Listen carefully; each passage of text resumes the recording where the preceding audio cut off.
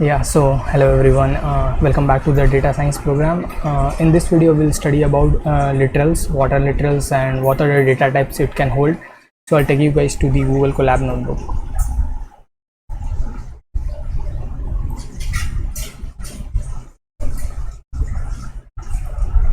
So first we'll study about literals. So let me tell you what are literals.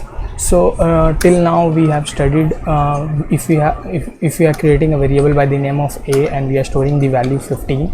So here a is the variable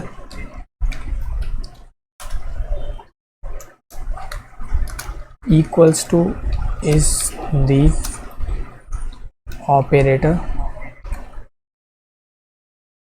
and 15 is the literal.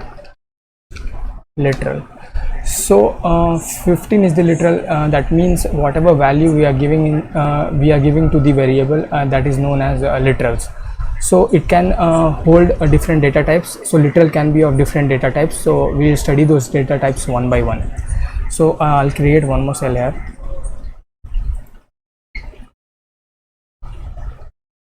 We should add one space. So first we'll study about strings. So in strings we can use it in three types. First inside the single quote, and then inside the double quote, and the third inside the multi-line codes. So first we'll create a variable by the name of string1 equals to, and then inside this hello Vikash, and then we'll print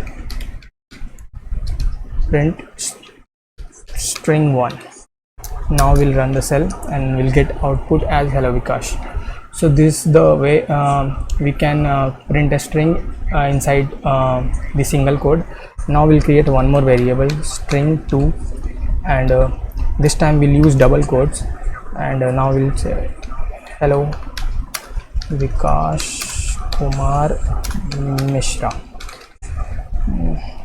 and now we'll print string2.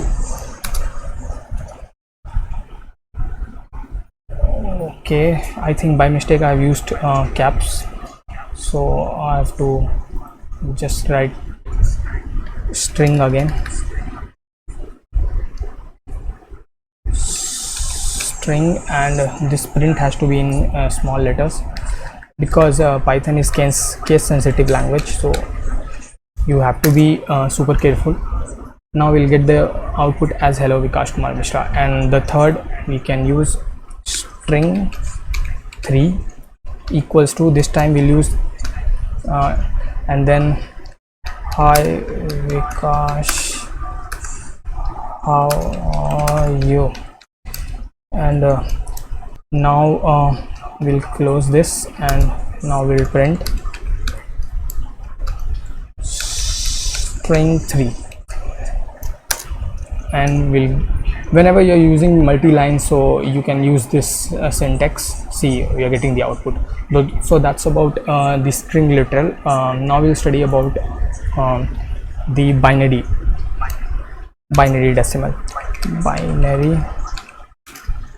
decimal. So suppose we are creating a variable b equals to binary. This is the way you can write binary, so 0 by b, and suppose we are writing 1010. So now if you try to print b, so this is the binary representation of this number, so we are getting 10 as the output. Now we'll see decimal. So we are creating one more variable c equals to, and decimal simply you can write 100 and just print 100. This is the easiest form. You will get 100 as the output. Now we'll see octa. Sorry, I have to use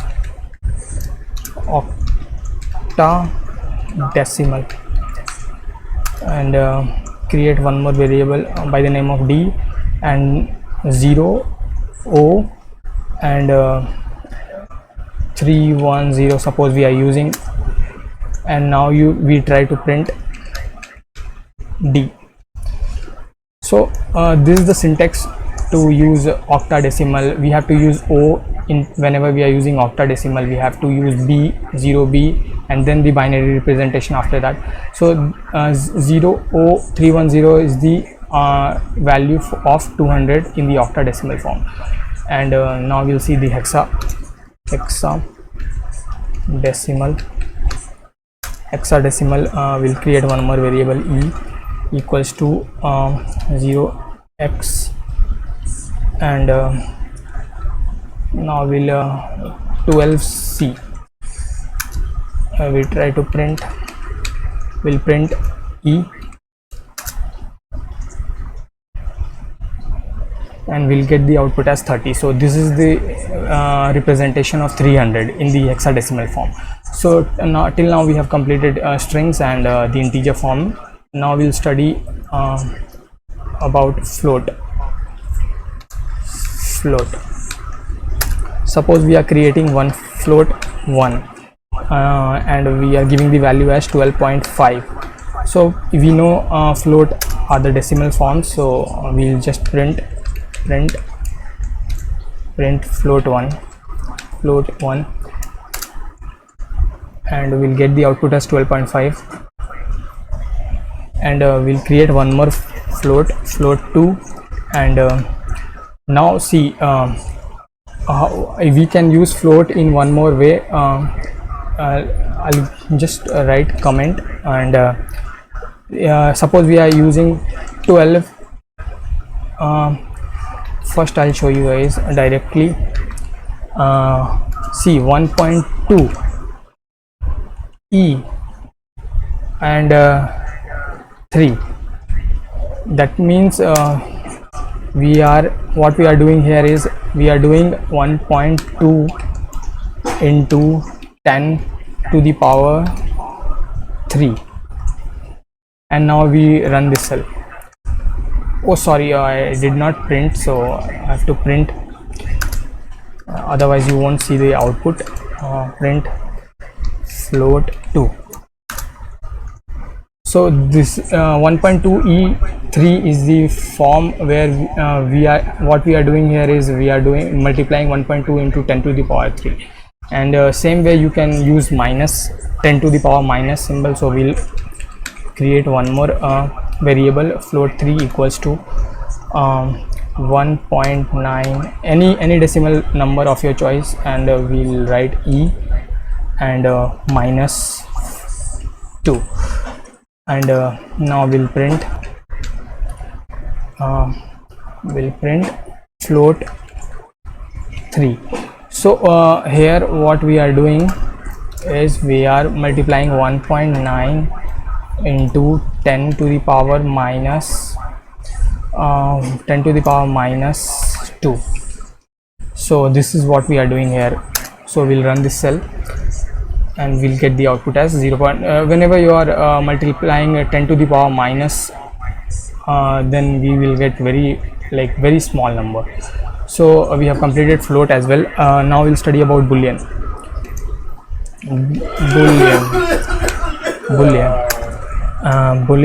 See, in Boolean, true is taken as 1 and false is taken as 0. So what we can do here is we'll create one variable here, f, by the name of f, equals to, suppose we are taking true plus 5. That means the value will be 1 plus 5. For the correct indentation, I'll just give space here, and now we'll print f. See, here we'll get the output as 6. Why this is happening? Because in Python, true is taken as 1 and false is taken as 0. So if we create one more variable here by the name of g, and if we write false plus 3, and if you try to print G, we'll get 0 plus 3, that is 3. So in Python, true is taken as 1 and false is taken as 0. See, false is taken as 0, that means 0 plus 3 is so we have completed Boolean as well, and now we'll study complex. So we'll take one more variable by the name of h, and we'll write h equals to 4 plus 5j. Here real part is 4 and imaginary part is 5j, and what we'll do here is we'll print h dot real, and we'll try to see the output. We'll get 4 as an output here because the real part is 4, and if we try to print the imaginary part, we'll print here only print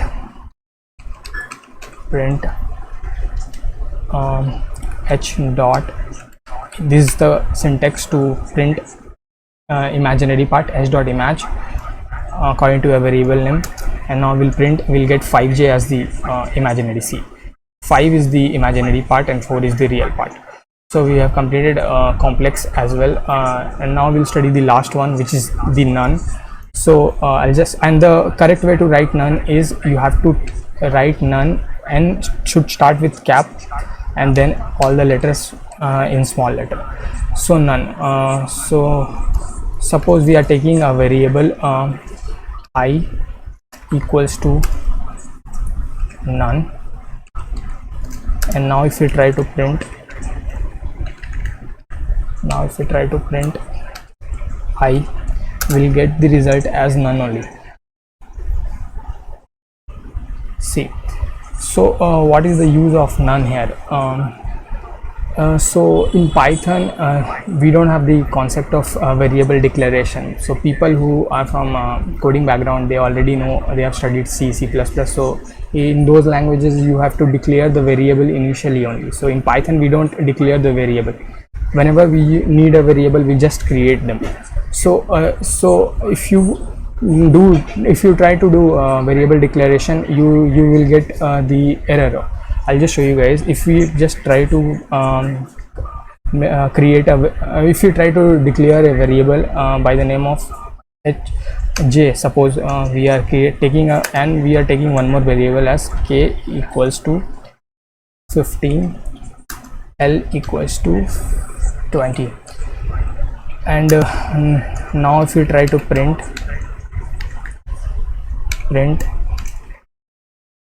k plus l, this code will not execute because we have declared j, but Python does not know, okay, what is this j. So if I run this cell, we'll get the error. See, we are getting the error here because in Python we can't do variable declaration. So what we can do, we can simply keep the value of j as none, and we can use j in future. See, what I'm trying to say is, suppose we are keeping the value of j equals to, okay, none, and now if you try to run the cell,